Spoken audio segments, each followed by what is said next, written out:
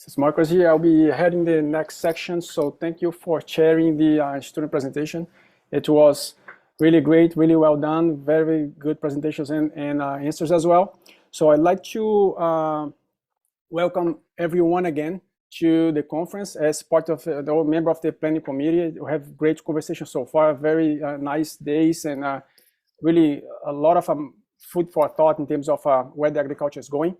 I'd like to get things going here with our session. Today, my name is Marcos Cordeiro. I am an assistant professor in the Department of Animal Science here at UofM as well. I will be helping to facilitate the conversation here with about adopting precision technologies for sustainable agriculture. This is a very relevant theme. We have a lineup of very great speakers here. But I'd like to spend a minute here to talk about the format.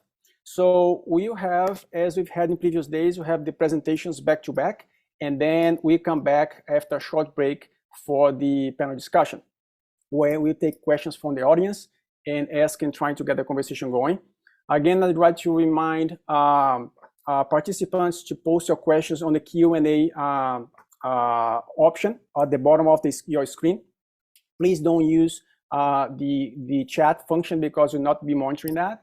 Okay, so with that, I'd like also to say that the first presentation will be a recording by Dr. Keshav Singh. So he will run his presentation, but he will be live during the Q&A session and during the panel discussion as well. Following his presentation, we will have a presentation by a tag team. Maybe I should talk about the background of Keshav as well. He has a background in remote sensing, especially applied to agriculture. He's now working as a research scientist at AFC in Lethbridge, Alberta. So for the second presentation, have a tag team between Stefan Signer and also Gabriel Delago. Stefan is a dairy farmer producer. He's also part of the GFM and GFC board. So he has a lot of inside information that is going to really inform the discussion. And Gabriel Delago is an assistant professor here in our department as well. So they will be discussing about modeling of data and data management in a production system. And then as the third presentation, we have Sean Thompson. Sean also has a background in beef production, both personally and professionally. But now he's working more on the teaching side of things and development as well at the Oats College in Alberta. So without further ado, we can start the conversations, and I'll see you at the end of the three presentations. Thank you. See you soon.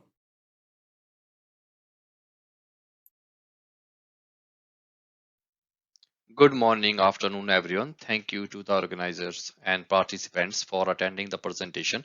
Here, I will be mainly talking about ground applications of the digital imaging technology in high throughput plant phenotyping for large scale data integration and field mapping with the support of some case studies in the Canadian crops. First, I would like to acknowledge that I am talking from the traditional historical Treaty 7 territory, land of the Blackfoot Confederacy.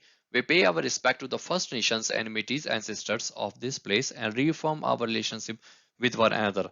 Second, I would like to acknowledge Einstein's photoelectric effect, which is the backbone of remote sensing and imaging science. At last, I am thankful to the funding agencies and research collaborators for providing support on these projects. Here is an overview of my presentation. I have structured it into different sections, starting from the strategies of high throughput plant phenotyping, digital imaging sensors and associated platform, from control to the field environment using IoTs, ground robots and drones, satellites. It will also cover data management and computation approaches using AI-based machine learning and large-scale image processing and data analytics. So why there is a need of high throughput plant phenotyping? Conventional crop scouting techniques are usually needs considerable resources, which are often subjective, time-consuming, and laborious. As a global demand, with the increase in population, we are looking climate resilient crop varieties, but there is a lack of adequate phenomics data in plant breeding programs. Implementing innovative digital phenotyping technologies, utilizing drones integrated with high resolution smart sensors and AI machine learning analytics will precisely measure new traits associated with climate resilience.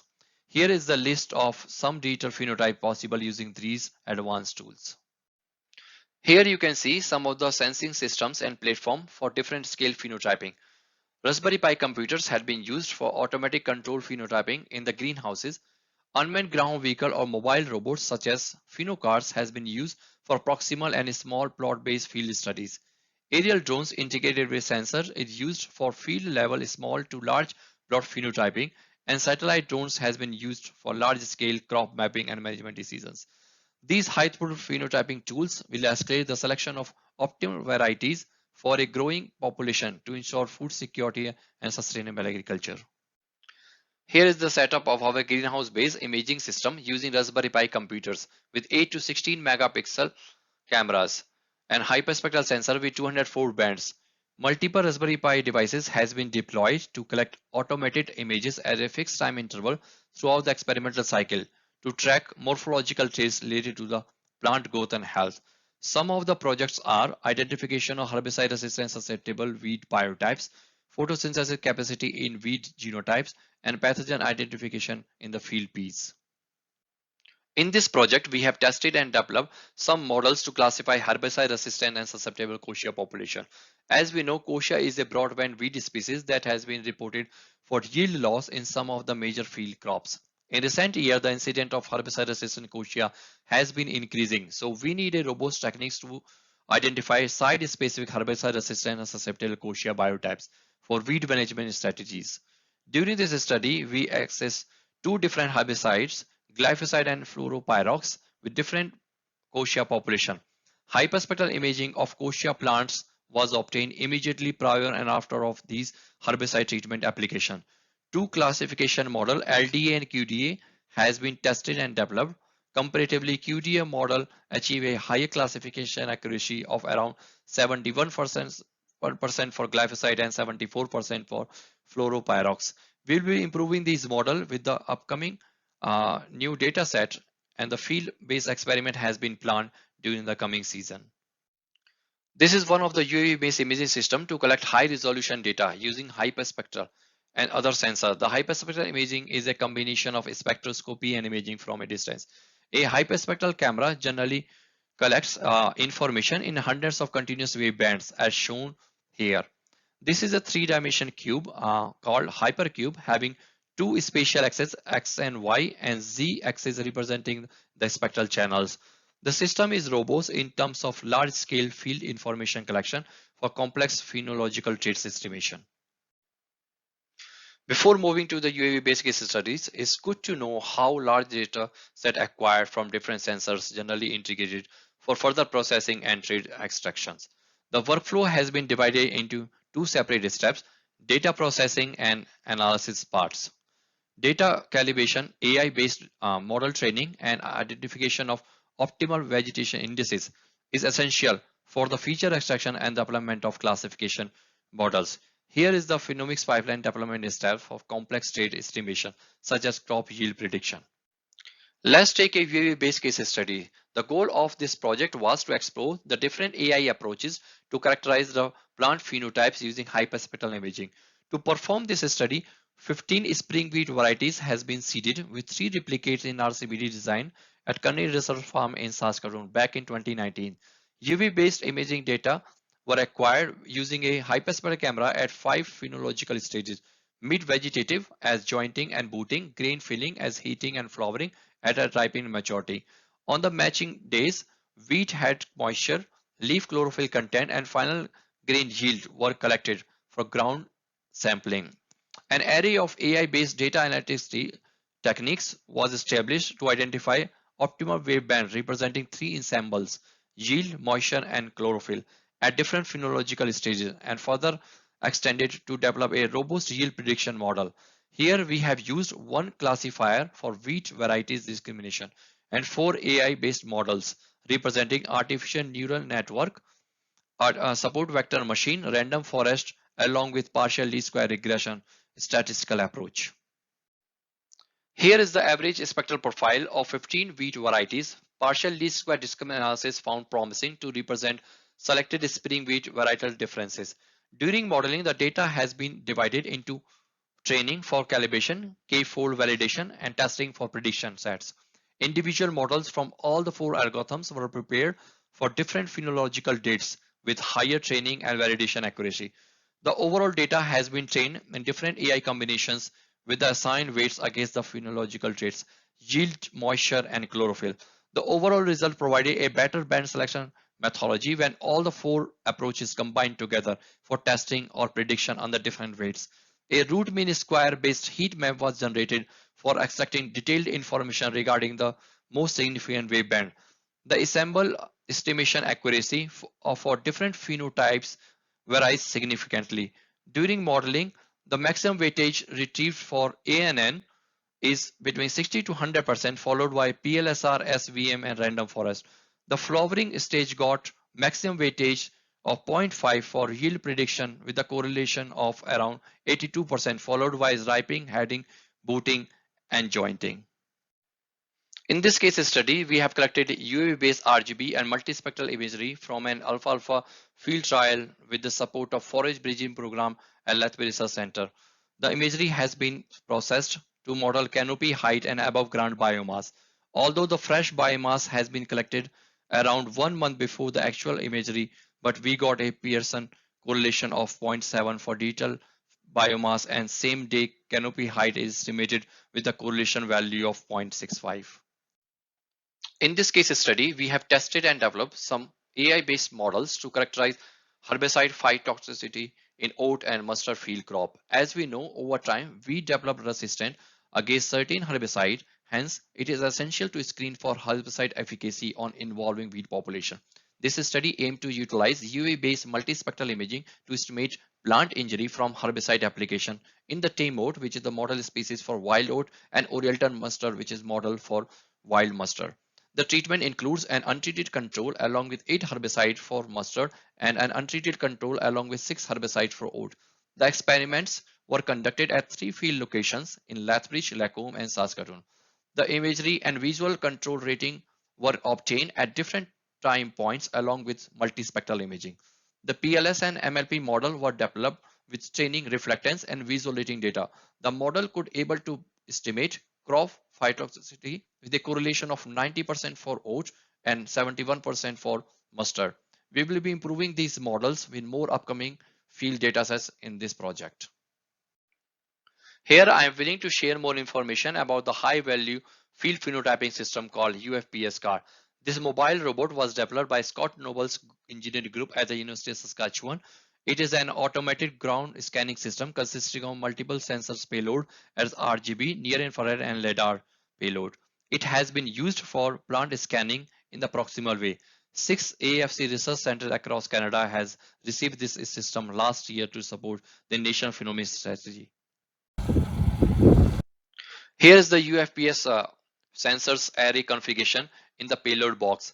It uses a high precision GPS, GNSS, RTK base station, and hand rover for precise mapping of the field plots during data acquisition.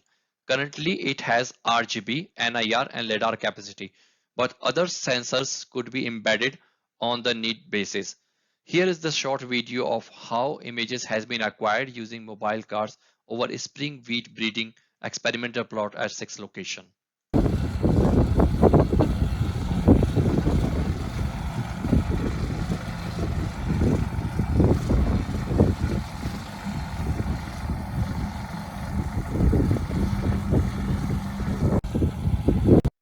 This system has been generating terabyte of big data which require data management strategies and computing resources.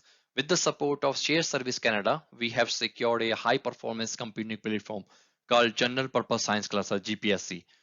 This digital infrastructure has the advantage of large-scale data integration in terms of secure storage, external sharing, computation, visualization, and archival of a future dataset. It built our capacity to power up the design of AI-based predictive models to bridge the gap between genetics and digital phenomics data integration. In this case study, we have used PhenoCard data generated from 30 historical cultivars spring wheat breeding trials at 6 locations. Here is the overall workflow of PhenoCard data generation. GNSS base station and rover setup, sensor calibration, data processing and extraction in GPSC.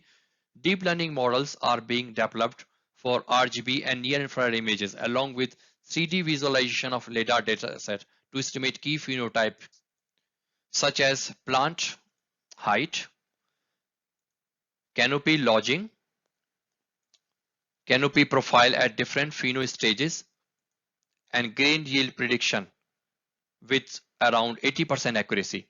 These systems found useful to build phenomics capacity and data science solution to support plant breeding and field agronomy program. We are keep improving these models with the upcoming field dataset in the remaining year of the project. In one of the last case study, we have also worked with the new radars and constellation mission dataset to build models for large-scale vegetation growth dynamics and soil surface retrievals. In one of the pilot projects, soil moisture data from RISMA stations in Manitoba has been used to validate RCM developed models for crop volume and soil surface scattering. Change in surface and volume scattering intensity has been observed for sparse and dense vegetation growth conditions during 2022 field season. As the vegetation grows, the surface power decreases and volume power increases. At the end, I am pleased to acknowledge all the wonderful people in my lab, external research collaborators, and funding resources for the success of these projects.